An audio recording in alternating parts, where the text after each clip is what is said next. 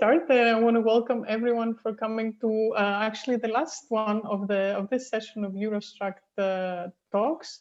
This is a round of webinars which are offered virtually, which are also supported by, of course, the EuroStruct Association, the University of Minho, the FIB Association, and also Boutique, the studio that has been graciously offering our illustrations for the flyers. I would like to give some information about this talk. It will be recorded and made available on the channel. You can reach this through the webpage on the dedicated page for these talks. We ask the participants to keep the cameras turned off and microphone muted. But for the Q&A, you could direct your questions to the EuroStruct Association participant in the chat. These will be transferred to us for posing later on to the speaker. So today I'm very pleased to have as a guest Professor James Brownjohn from the University of Exeter, who will be discussing serviceable and sustainable buildings. And to introduce our speaker, I will give the floor to my co-host, Professor Joan Casas from the Polytechnic University of Catalonia. Joan, the floor is yours. Hello everybody. Thank you, Eleni. It's my pleasure to introduce you our speaker for today, Dr. James Brownjohn. He's a professor of structural dynamics in the vibration engineering section at the University of Exeter, and director of the Full Scale Dynamics Limited and director of FSD Active Limited. He has 35 years of expertise in structural monitoring and field testing of civil structures, including buildings in the UK and Far East. His professional and research interests have closely aligned with experimental investigations on suspension bridges, tall buildings, extreme low vibration facilities, telecom towers, and Victorian-era lighthouses. A major interest has been motion and force capture for humans interacting with civil structures in dynamic behavior. As principal investigator for the new B-simulators, Exeter Motion, and virtual reality simulator, he can bring all this expertise to bear on improving sustainability and serviceability of structures for human use.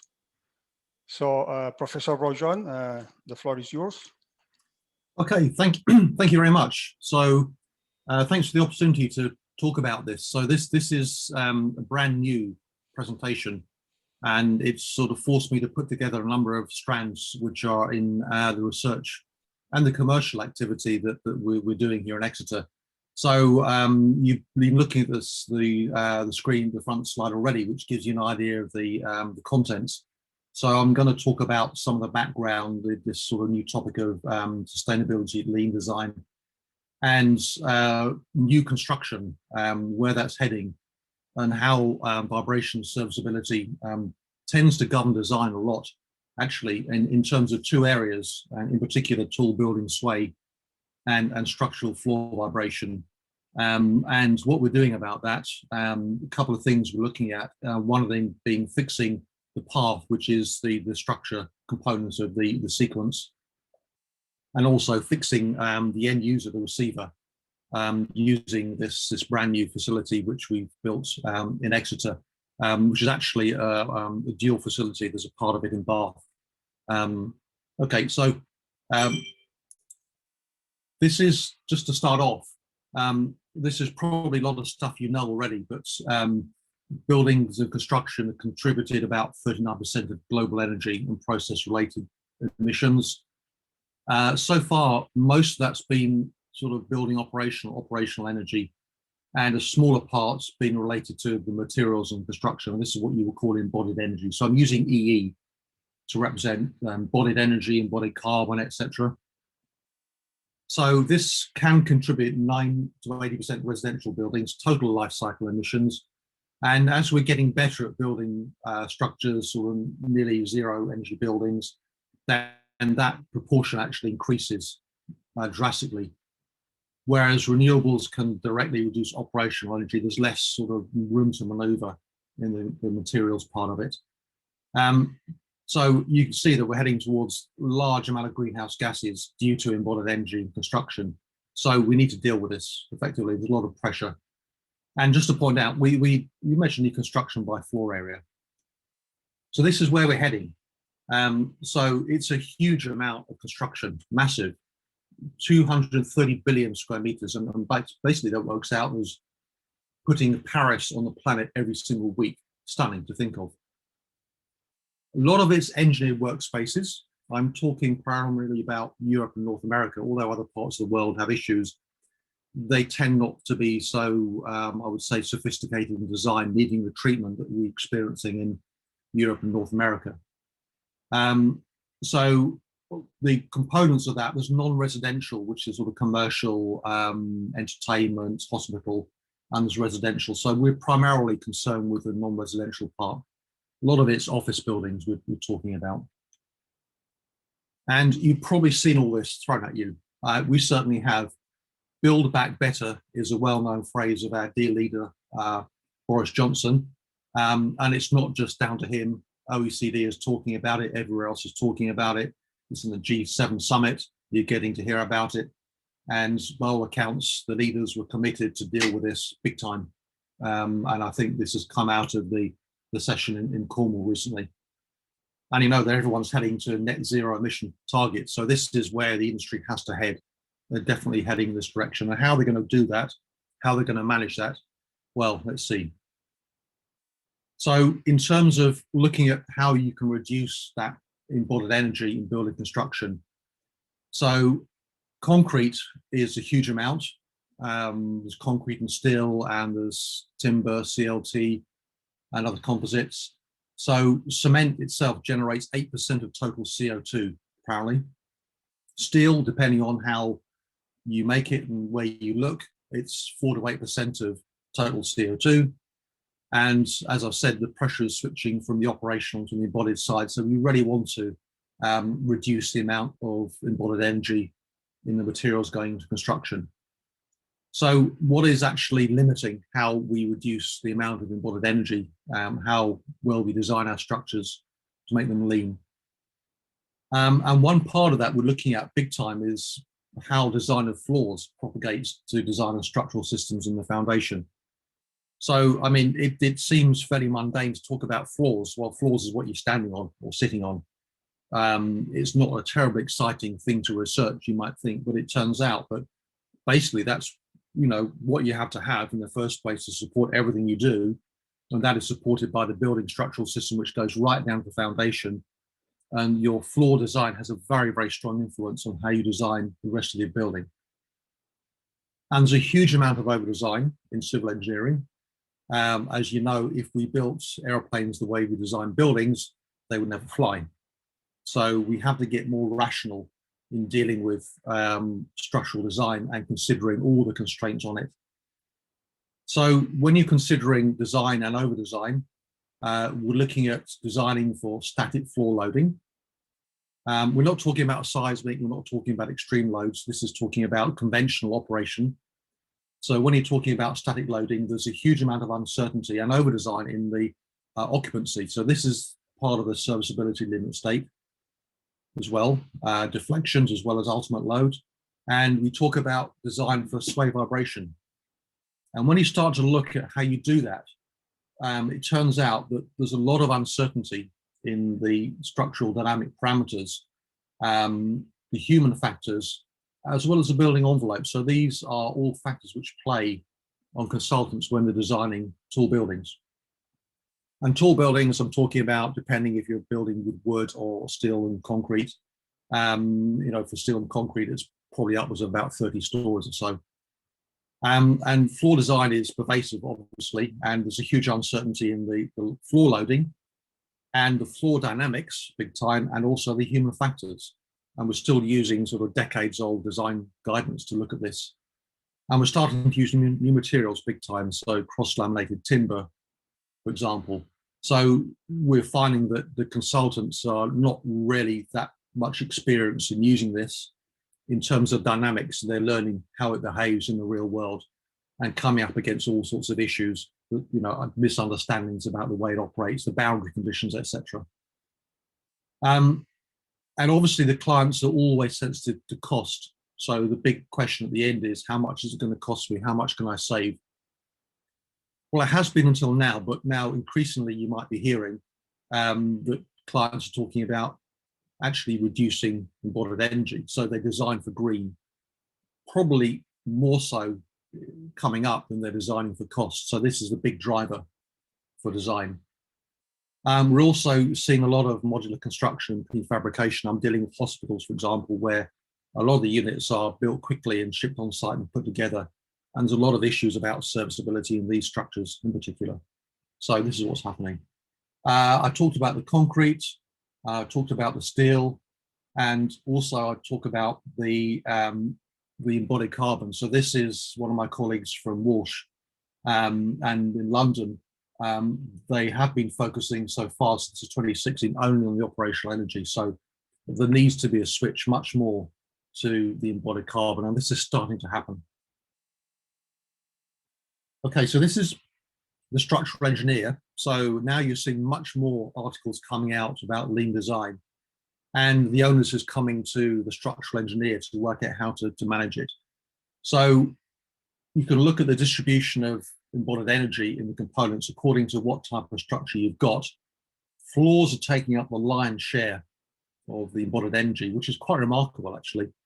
I guess this is not such a high-rise building. And then parts going into the beams, the walls, the columns, and the foundations. So the foundations themselves take up a pretty big proportion. So what can you do about it as a structural engineer? You're designing. Consider the facades. So facades actually surprisingly important, but turns out not as important as human factors. So building sways, you need to make sure the facades don't fall off.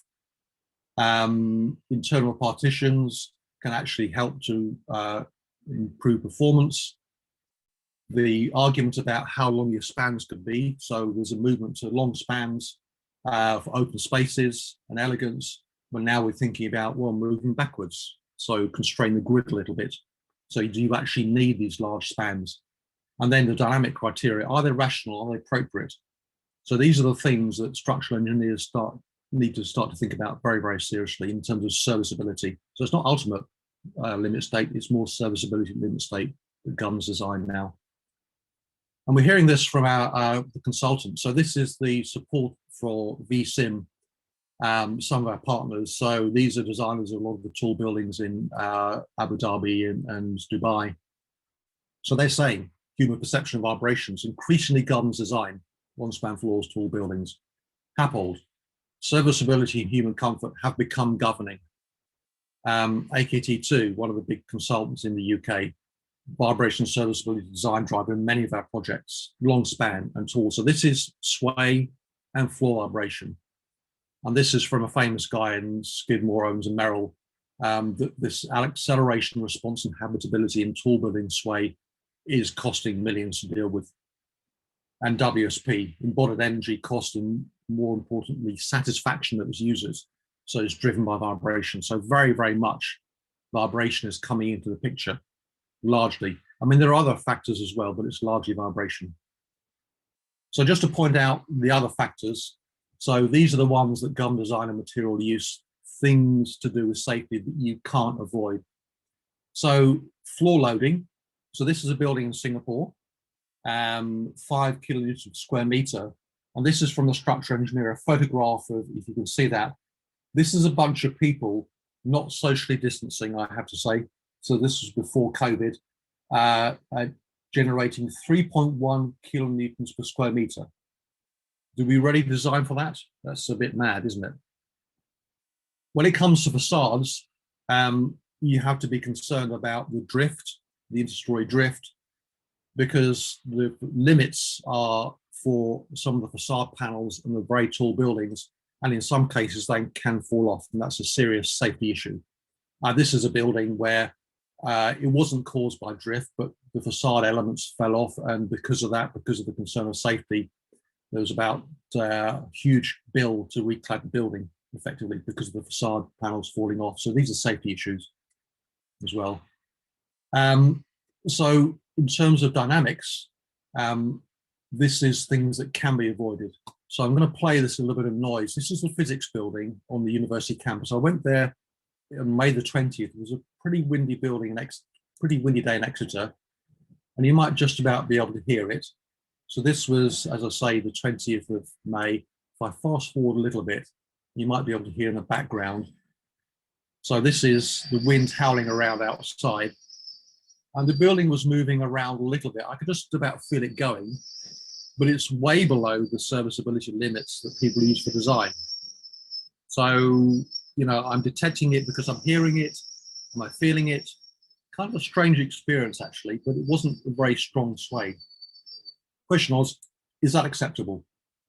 And how do you really tune the trade-off between the serviceability and the embodied carbon? And what are the mitigation approaches you can do?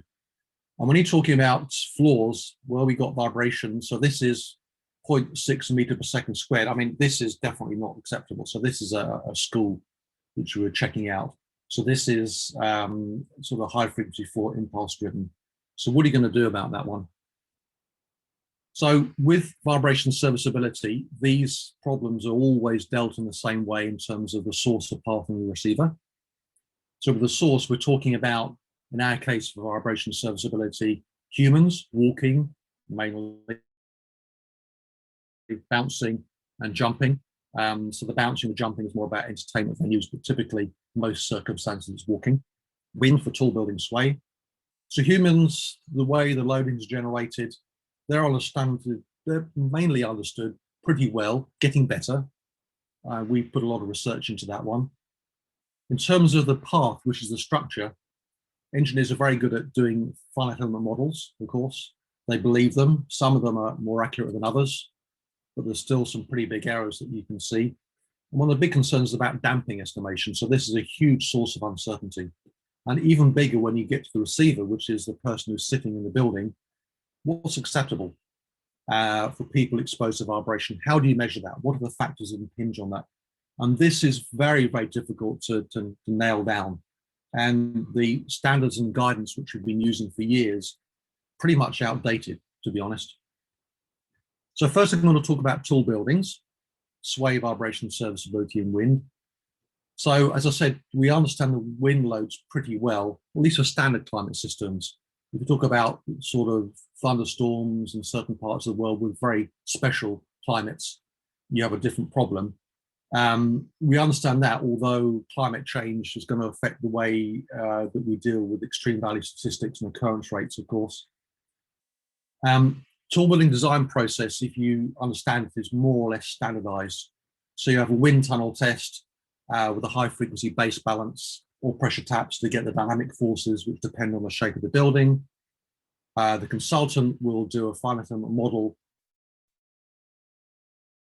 for the mass and the stiffness. The damping value will be thrown in from full scale data from somewhere with some uncertainty, and probably the wind tunnel consultant will put them together and come out with some kind of prediction of what the response will be and whether it matches up and within the limits from certain sources. And when you consider how much embodied carbon is used to control sway, the question is, we don't really know at the moment. So this is a part of research which hasn't really been done.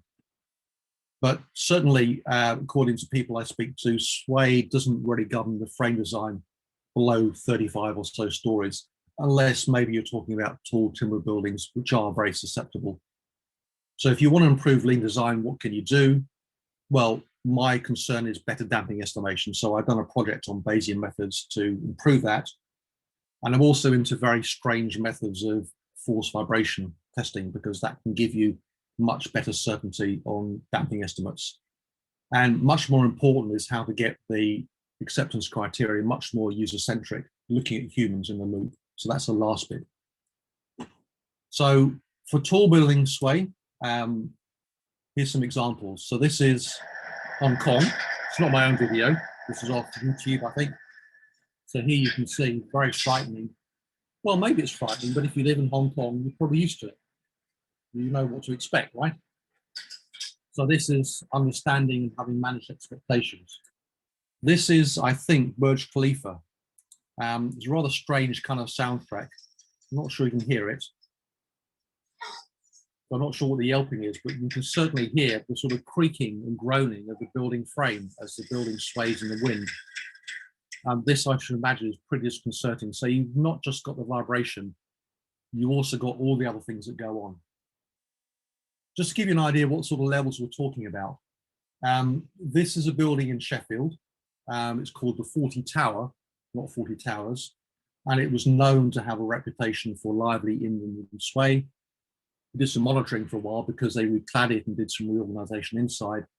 And this is sort of worst case the vibration we measured. So this is 0.05 meter per second squared, and it comes out at around about 0.02 meters per second squared RMS. So sort of hold that thought, if you like. And I'm going to test you on this, all right? So, but seriously, this just shows you, I wouldn't say the confusion, but the plethora of information out there to help you to understand and what to design for. So there's various sources out there. So this is the ISO 10137. So this is the 40 Tower example I just showed you.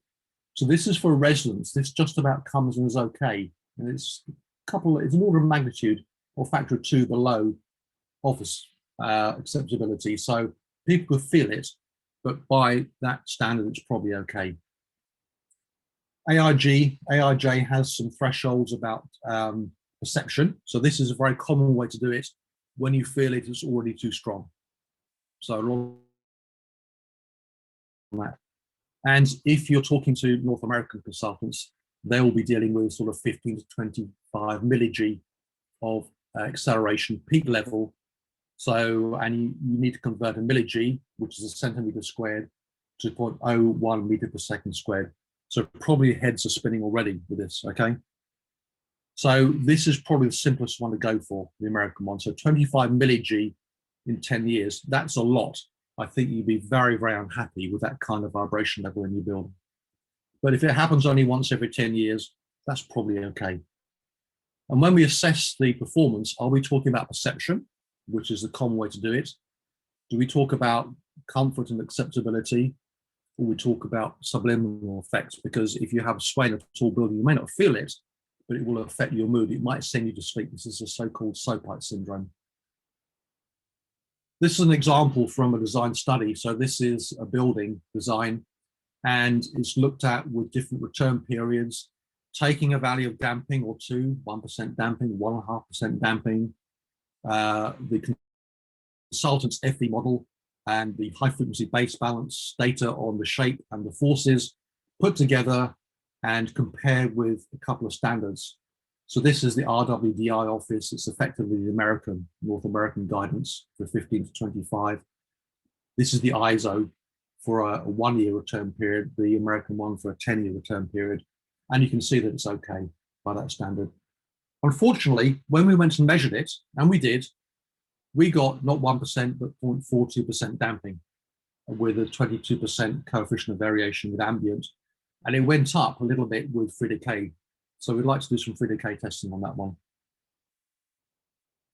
And to do the testing, we rely on ambient vibration measurements. So this is one we've done before, tall building.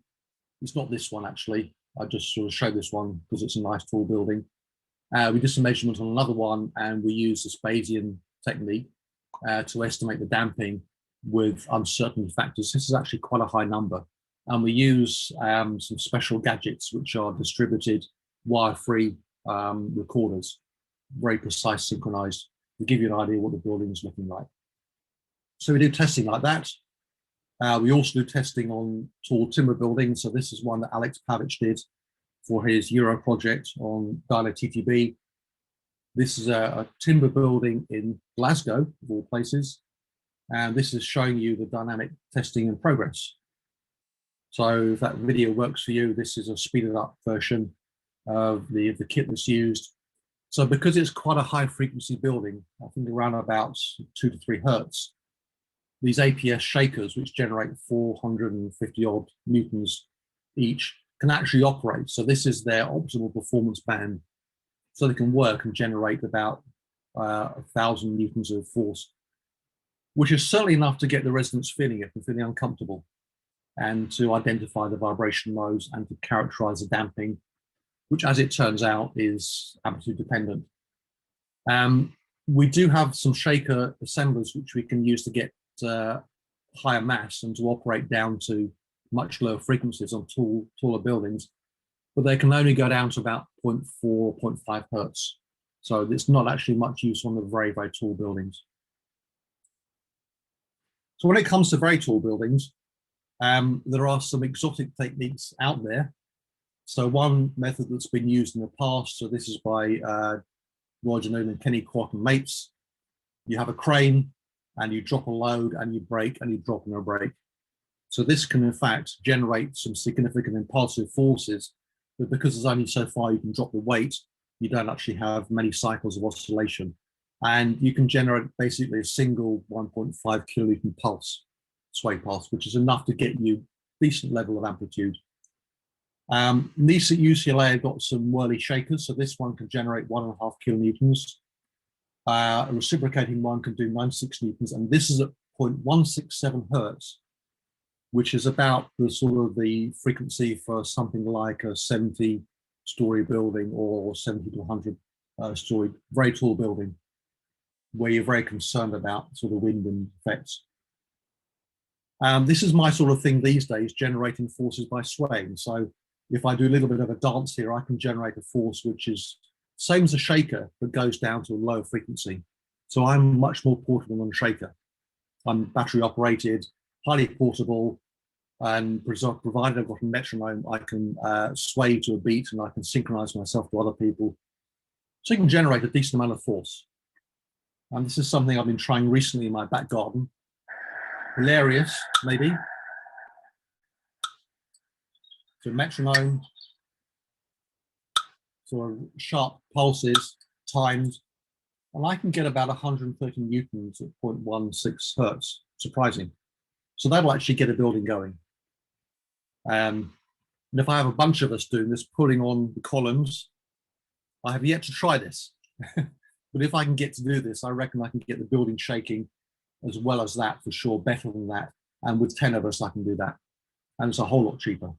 Okay. So I just pointed out that we don't really know about how embodied energy is distributed in buildings. There's a little research out there, and it's showing that actually for very, very tall buildings, there's a certain amount, much higher, goes into the structural system, but still the floors are taking up a huge amount of the embodied energy. Okay, switching to floors now. So it's a much clearer link between serviceability and embodied energy. So footfall's of source, remedial energies can be expensive and disruptive, passive damping only works in special cases. So if anyone knows two-mass dampers controlling buildings, floors where vibrations are the order of about 0.01 millimeters, please let me know. I haven't found any. So typically the only solutions are structural modification, which means throwing material at it, which is terrible.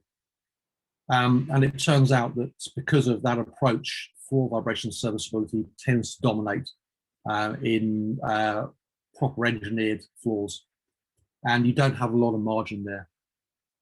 So there's a lot of demand for high quality vibration environments supported by floors, obviously, biotech, electronics, instruments, which we're finding low vibration requirements. A lot of demand for sustainable design with CLT floors, for example, and moving away from just throwing weight and stiffness. So this is the lean design approach. So now, as I said, we're moving from lowest cost to lowest carbon, big time. So how do we deal with this? As full-scale dynamics, we're often called in to sort problems out, find out what's going wrong, and to improve the design process. So this is basically our roadshow of shakers, amplifiers, cables, accelerometers, modal testing in this case. I'm not sure what it was. It looks like a car park, but basically it's a floor. And from that, we get the usual frequency response functions, well-defined mode shapes. We can estimate quite reliably the modal masses for simulations, and we can get the mode shapes nice and clear. And we very often find, by the way, the red dots are supposed to be columns. And you can see that the red dots are not actually zero, they're moving. So this is a very strange phenomenon where the whole of the building is bouncing vertically. Surprise, you never expected that, did you? So this is actually what happens in the real world with floors. You design an FEM, assume boundary conditions are fixed. No, wrong, not quite so easy. We can do great finite element models. We can use measured ground reaction forces. So here's me. That's a research project I had for a while in Sheffield, generating continuous ground reaction forces, huge variability in there. This is real world stuff as opposed to plucking out the simple harmonic component, which is used in most of the design codes. We can propagate the walking force across FEMs like this one. And so this is going to be your force. This is modulated by the mode shape and outputs the response. And then you check that against the vibration serviceability criteria. And obviously that's, but typically it's much less than that, but it's still a concern. And when you actually have the real structure to test, it's far, far better. So we're all good at FE modeling, but there are errors involved, and it's only as good as the guy who put the model in, really. So there are all sorts of errors in FEM. So we still prefer to use the real deal. So if you're doing a simulation, we have the real measurements of forces we can generate. We can go to a structure, we can measure the modal parameters, we can generate a modal model, and we can do scenario simulations based on that. So this is a theatre somewhere, won't say where, but you can see it's got a very, very complex construction here. And if we can do a simulation based on that data, then we can work out how it will perform. Okay. So what about the assessment criteria? So when it turns to the design, we talked to a lot of engineers through the EuroStruct, and they said that this problem is endemic, basically. They're all having problems dealing with it. So of this, the receiver, the person receiving it, the person sitting down in the office is by far the least researched part of the chain. There's all sorts of difficulties dealing with the criteria out there. And unfortunately, the criteria are suspect. The ones which we're using are actually based, surprisingly, not on measurements, but by simulations. So they do what they do. They have people in offices. They say, is this vibration you're experiencing acceptable or not? But they don't actually measure the vibrations. They've simulated it by finite element models, which is stunning, really. So we have a huge lack of data from the real world on what's actually happening out there. And the effect is this kind of stuff. So it may seem trivial, but apart from anything else, it's highly disruptive. So when you're talking about guys sitting in offices like this, and they're facing banks of screens like this in the dealing room, for example, I mean, it's really, really bad news because the floor is bouncing around and you can't concentrate and you're uncomfortable. Every time someone walks by, you're shaking. So in cases like this, the consultants, the contractors, everyone gets sued. No one else hears about it outside the business, but it's really bad news and it's compromising design and it needs to be dealt with.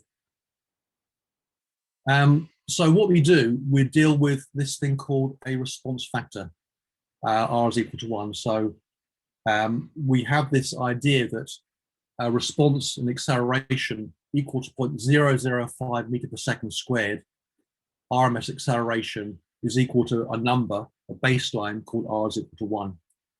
So this is the ISO 10137 base curve of R is equal to 1. And the design guidance says that for an operating theatre, you need to stick to vibrations below that level. If you're in an office, ISO says, provided you're less than 4 times this, calculated from vibration measurements, frequency weighted, then you have less than that, you're okay. They say that, and you should be okay. And then we have industry, I won't say which industry, saying you can relax the criteria to a response factor of 8, and you'll be okay. But guess what? You're not okay. So here we have, this is our mates from Thornton Tomasetti, formerly Swallow Acoustic, and they did some measurements on 3 buildings in Canada, and notionally co-compliant, response factor less than 4, generated complaints. We have a lot of problems with this, which we investigate with full-scale dynamics, and the fallout's huge. Response factor of 8, even more complaints. So this is a response factor of 4. It's less than that measured, but it's failing. This is what it looks like. So this is the sort of response you're getting here. So this is getting you response factor less than 4, that's corresponding to that level of movement. And what are we talking about? Displacements of 20 microns. The whole of the floor design is being governed by 20 microns of displacement. And this propagates to 50% of the embodied carbon in all new engineered office buildings. It's crazy, it really is.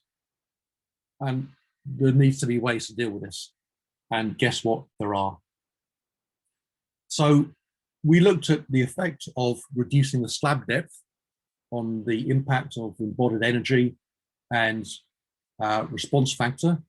And as you expect, if you start from a 210 millimeter slab and you reduce the amount of the slab depth, you'll find that your response factor will increase. So this is for 170. So you're picking up in this area a response factor of 4. That's unacceptable. And as you decrease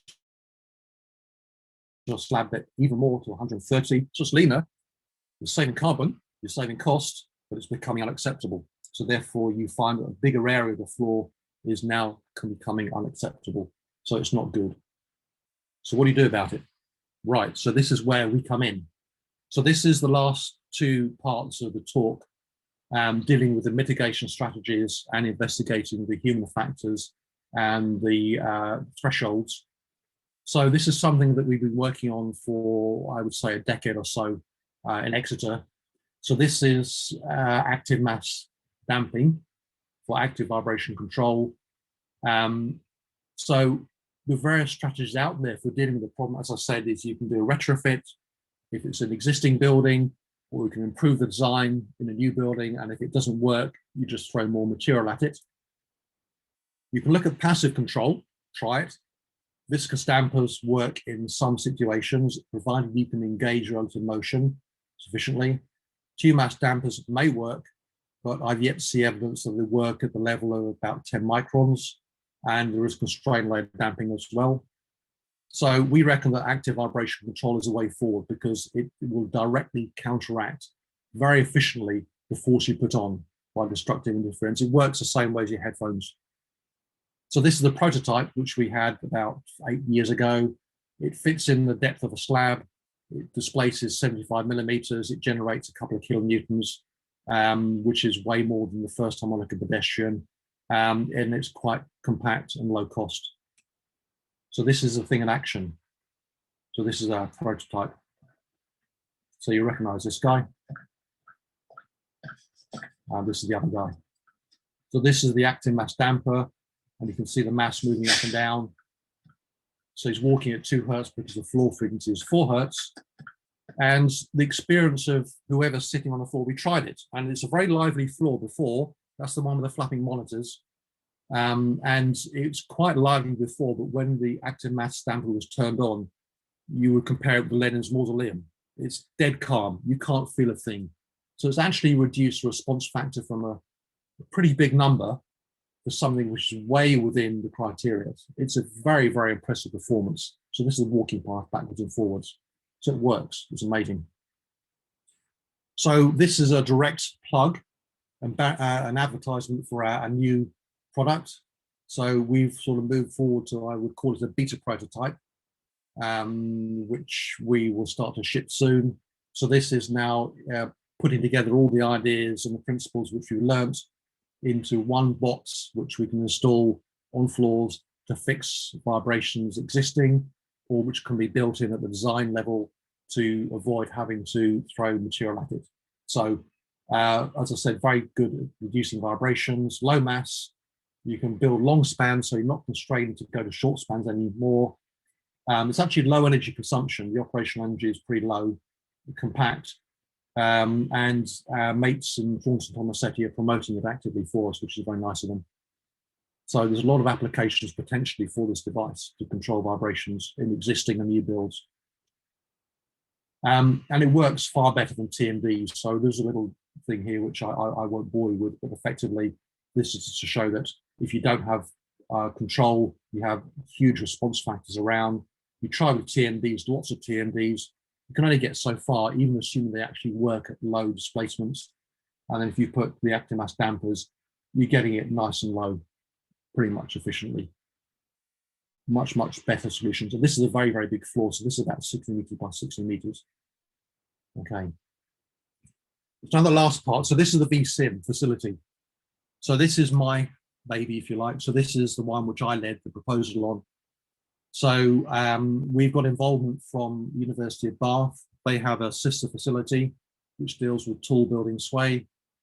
We deal with largely floor vibration and also motion in lots of high-rise buildings in sway.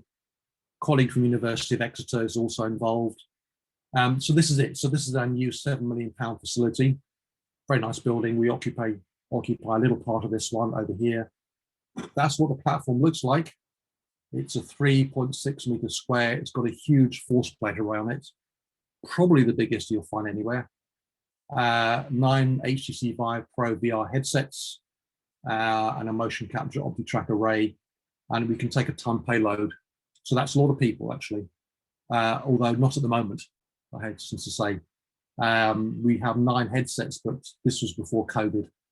And it does 6-axis motion simulation with an octopod. So this is unique, actually. I think you won't find many of these elsewhere. So this was designed by a company which builds A380 flight simulators, or at least it did. I guess that market's gone bust now. And this is in their headquarters in Amsterdam, just to show you what it does. And it's not designed to be large amplitude. This is designed to be very well-controlled precision at low amplitude, because this is the levels we're talking about, 20 microns. So it goes sway, it goes vertically, and it also does the roll and pitch and the yaw.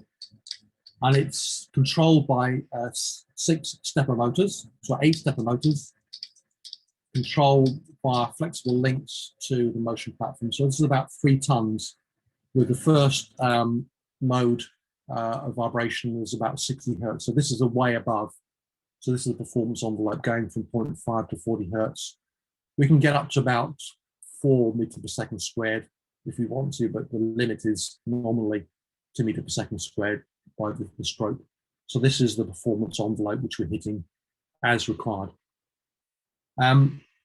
So what do we use it for? We're using it for, or intending to use it in the design process. So this is something which is coming up.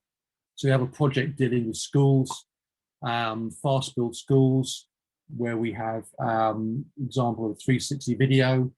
And this is not the vibration from the school, I hasten to add. I can't show that, but this is an example which we have recorded elsewhere. And we put this through VCIM, and this is me sitting there trying to do some work and experiencing this and complaining.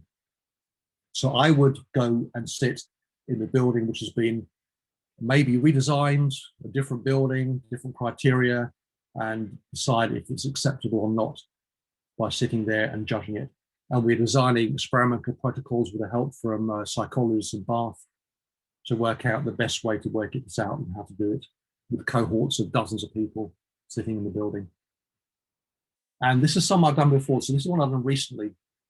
This is Stanislav Ivanovich's fiber reinforced wobbly bridge outside VCIM. So this is me walking at half the natural frequency, trying to get the bridge going. You can't see it actually. And I've taken the recordings, I've put some inertial measurement units on the bridge to measure it, and I've replayed it in VCIM. So this is me standing on a treadmill and start to shake the ground. Ooh, so this is actually the motion of the bridge. And I'm struggling to stay on the treadmill because it's moving so much. If I had a wider treadmill, it wouldn't be so much of a big deal, but it's actually a little bit disconcerting. And we're also doing some research on human structure interaction. So this is Sigong with a body latex suit with motion capture markers for the OptiTrack system. So we're looking at human structure interaction to see how the force is generated are changed by the motion of the platform. The standard research. And this is a snapshot of some research for Parkinson's disease. So this is Will Young, who's doing research on this. And this is a signal which we put in design deliberately for him. Watch that. So basically this is a large acceleration pulse, sort of put people off their step and to see how well you adapt to that. And the last slide. So this is the Bath facility, which is our sister facility.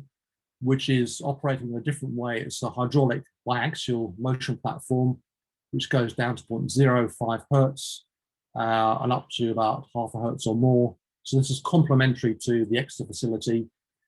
It generates, well, up to 60 millig, and it's got a 400 mil stroke, which is going to cover most of the bases for tall building design.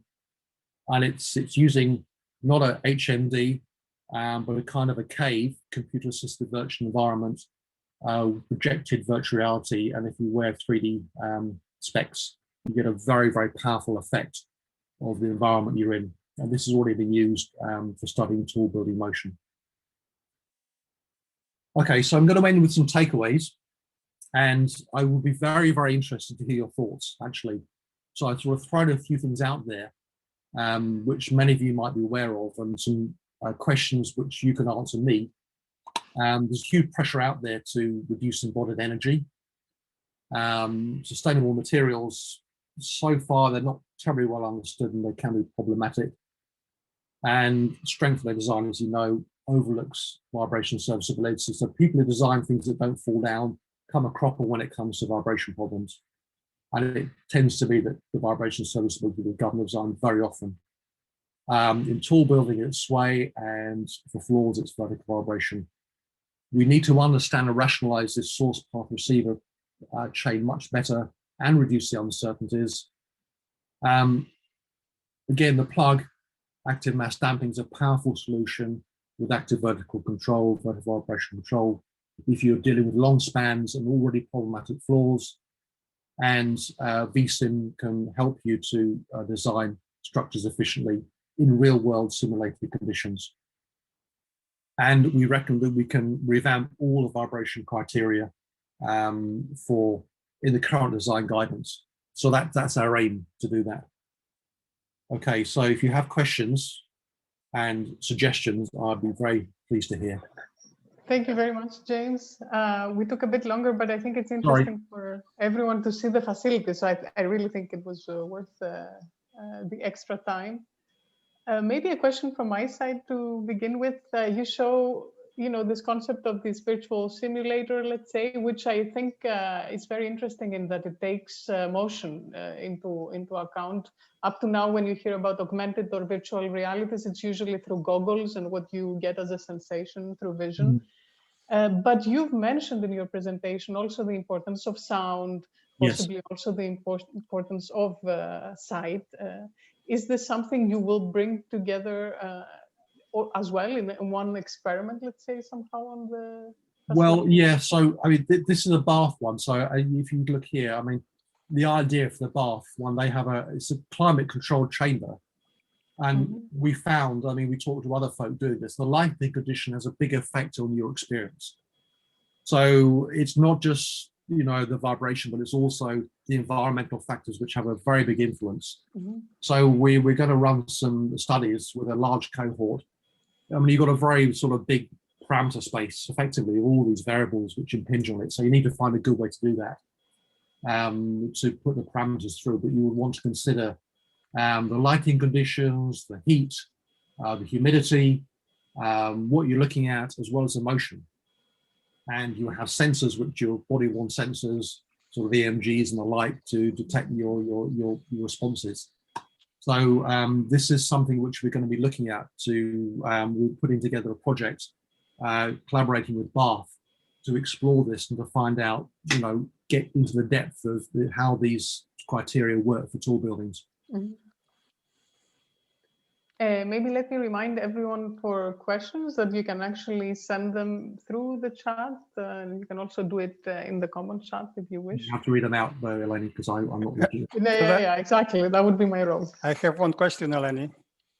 Yes, go ahead. Yeah. Okay, James, a very interesting presentation. So it helps to switching a little bit our mind, no? Because till now I used to see buildings, structures in the checking table, and now I can see people in this facility. So it's clear that you are changing the point of view of the designer from the resistance of the building to the human comfort of the people. And for sure that, as you mentioned, in many cases, probably the vibration of the floors is the dominating a scenario, but I'm wondering if this is always the case. For instance, if the material or the thickness of the floor is not more controlled by, for instance, if the possibility of seismic actions or other types of extreme actions. Well, yeah. So I mean, the floor. I mean, I've little experience in seismic. You know better than I how that's controlled, probably. But we are not concerned with seismic performance here. So the vertical performance. I mean, if you have a sort of vertical vibration of a building, you know, you're going to be upset anyway, and it's may not. You know, you have your own seismic design for that. But it turns out that, you know, most of the time you're not designing for that. The people we talk to, that's not their design constraints. Yeah, because sometimes, sorry? No, because sometimes the seismic action can control the thickness of your floor, no? And yes. And this could be governing the whole process of the design. Well, yes, it does. I mean, it's not true that it always governs design vibration, but you know, out of all the huge sort of build area coming up, you know, we've done a little bit of market research and we found that it's just a pretty big proportion is going to be governed by this floor serviceability due to humans. I mean, it's not everything by all means, but you know, out of the 230 odd billion square meters, you know, even a few percent of that is a massive concern for the people who use it. So yeah, it certainly remains a concern. It's not everywhere, but in the UK at least, the structural engineers we talk to, they reckon it's their concern. But I mentioned in parts of in Europe, North America, it won't be probably in Japan and parts of, you know, South America where it's a big concern, and where they have different criteria and where they're designing largely in concrete, which are fairly stiff structures and well built differently. That's true. Mm-hmm. Maybe I can ask a question from the audience. This is from Christos Baltas, and asks, what percentage of the generalized mass of the floor do we need typically for the mass of the active dampers in order to reduce vibration? Is it a factor of 10? No, it's not the generalized mass. It's you know, the point is that if you have a person who's walking around, they generate a harmonic force or an oscillating force, which is the order of about half a kilonewton, depending on what you're doing. So you only have to control that.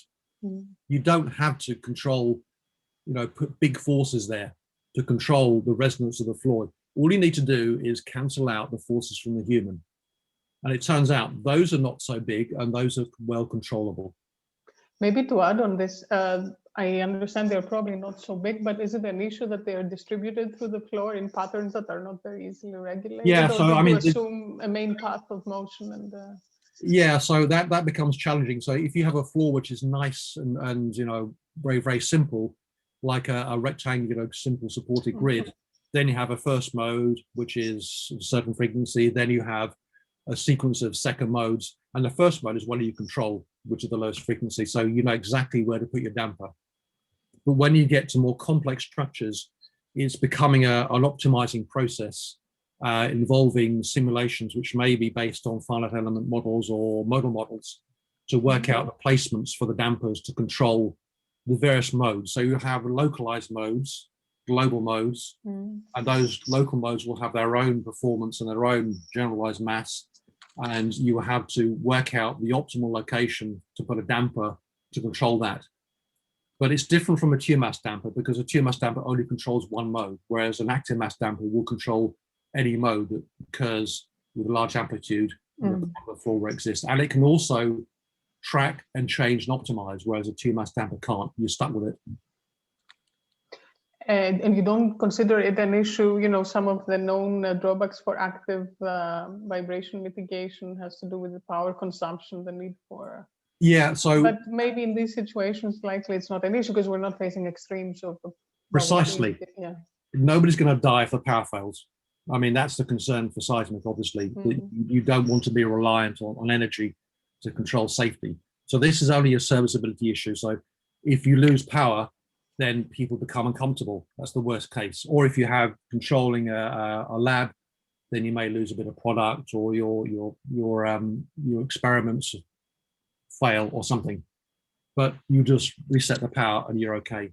And in terms of the energy consumption, we've done the numbers and we work out that over 30 years of life of one of these things, we're talking about a ton of CO2, which can often be supplied by renewable sources as well. So it's a very, very low component. It's not negligible, but it's pretty small and needs to be factored in.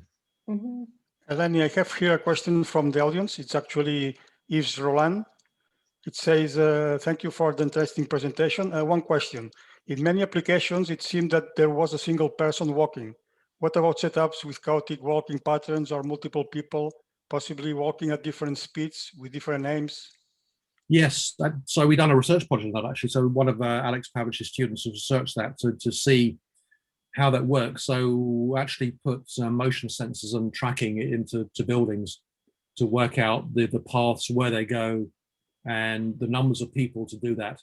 So yes, I mean, the single person is the design criterion, the single bad man at the worst possible frequency. But as with footbridges, you know, that's not the real world. I mean, we don't have the same challenges as footbridges with crowds, but we do have maybe 1 or 2 people moving around. So yes, it's not so simple. We have published some papers on that, and that is moving on. So yes, that needs to be addressed. There isn't guidance out there on that yet. I have to say, it's still single person. But that's a very valid point. For me, it also seems challenging to input the motion so that you mimic, let's say, a person walking on a footbridge, for example, because as you have a static treadmill, you sort of have to feed the motion that comes in different points of the bridge, for example, of the footbridge.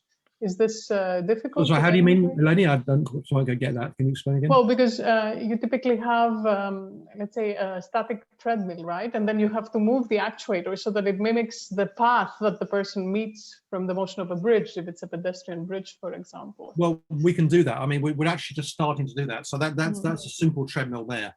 That's not actually an instrumented one, but from that, the load cells or force plates can actually measure that force that goes through that.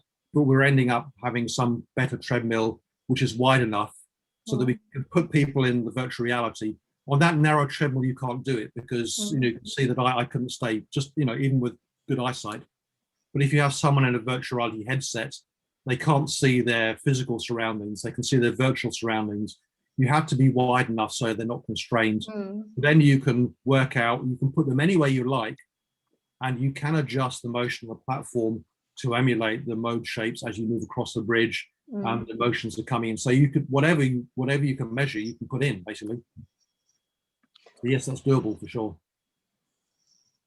Maybe another aspect that basically would complement well this framework is what you mentioned, that you need to also have appropriate processing tools from the measurement side, just to you know, interpret what is the damping that is associated with the system, how this translates eventually into properties of the system. Would this be a task that you also try to attach processing algorithms or modules to the simulators? Is this an add-on? Yeah, so this ecosystem, if you like, of the simulator is quite complex. I mean, we have the way we operate it, we have a very complex machine. I would say it's like a vintage Ferrari. You know, it needs someone who understands how to Right, so the hardware is there, obviously, and highly flexible, but I'm wondering if, yeah, you can add on to this. So then where it comes in, we have folk like myself who understand, you know, the dynamics and the processing. So in fact, you nailed it there, because getting the signal, the drive signal for motion simulators has always been a challenge. I started out doing this in my PhD in Bristol on the earthquake simulator. How to get the signal in, which is the correct one, and reproduce it faithfully on a platform. So you would have a transfer function, which is relatively benign on this one, but there is a little bit of a flat resonance curve, which you have to take account of and manage. You have to take, how do you measure? So on that footbridge I showed, I had to work out a way to measure the rotation reliably, so I could put it into the platform. So I took the inertial measurement units, a pair of them, to measure acceleration on both sides. And also, because I have gyros, which I can integrate, I can recover within reason the rotation in the other axis. So I could get basically 5 degrees of freedom out of a couple of IMUs and play them back in the VCIM. So I have a pretty good control over the motion.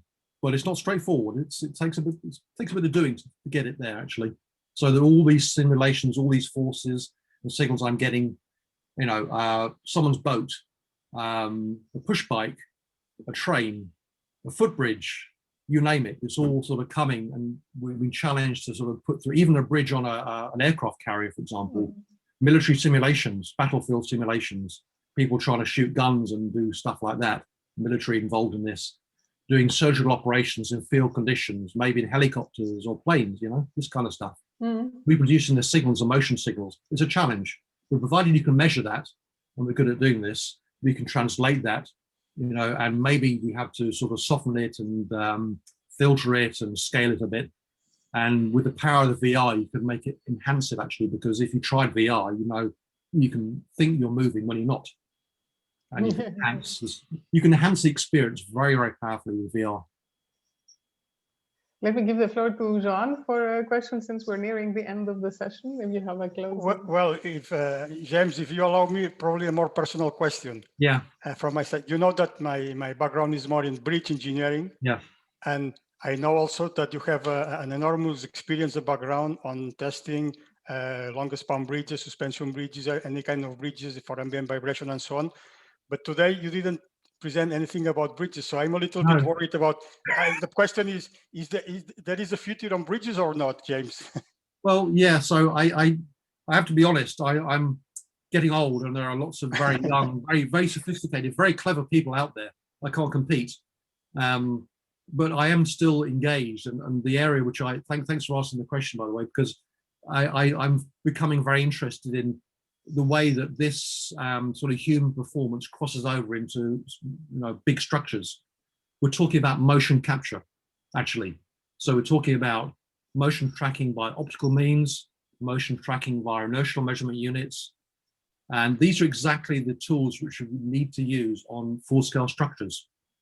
So increasingly, I've had some students, they're mainly sort of from China, CSC students, who come and visit, playing with optical motion capture and going out and measuring civil structures, long span, short span, bridges, towers, you know, telecoms towers, and tracking the performance with cameras, you know, consumer grade cameras, and getting very, very good data out of them. So now it becomes, you know, conceivable that we will have sort of full field motion capture of structures recovering. And it's already happening. You can see MIT are doing it, Cambridge are doing it, a whole bunch of people are doing this. And it's becoming a big deal now. So in the future, you don't need to go and put accelerometers on a bridge. My life will be easy. Thanks, James, for your answer. Yeah. Okay. Then, James, maybe since we're a bit over our time, I want to give the floor to you for a closing statement. So what would you like to leave us with? What do you think would change maybe with this sort of methods and tools? Well, I would say that, I mean, I've become a sort of convert to this sort of lean design and this embodied energy part relatively recently. And, you know, it's a serious business, actually. And it's suddenly increasing. You know, it's going to hit us. You hear it more and more. And all engineers are going to have to face this problem of managing design the structures, you know, to reduce embodied energy. And it's just great that, to me, that vibration is such a big deal in this, and that we have the right tools to tackle it. It's marvelous. So I hope that vibration serviceability and human factors will become a very, very big concern. And we're very interested to hear from anyone who wants to work with us. We need research engagement to sustain this facility, because it's a feed the machine situation. It needs people, it needs money to keep it running. And for that, we need research projects. So we need people to come and talk to us. And we're very interested to hear from you. And it's always great fun, actually. Everything I do on this machine, it's hilarious. It really is. It's the best thing I've ever done. It looked like it. So testing bridges. So maybe we'll take you up on the invitation. Please do. Yeah. Come and play. Great. So on that note, I want to thank you very much for offering this talk. I want to thank the audience who joined, and Jean for co-hosting. And you will actually find a recording of this talk uploaded on the website for those of you who would like to disseminate it as well. Okay. Thank you all. This was our last part or last session for this semester, and we will pick up again in the fall. Until then, I wish everyone a good summer. All right. Bye-bye. Bye-bye, everybody.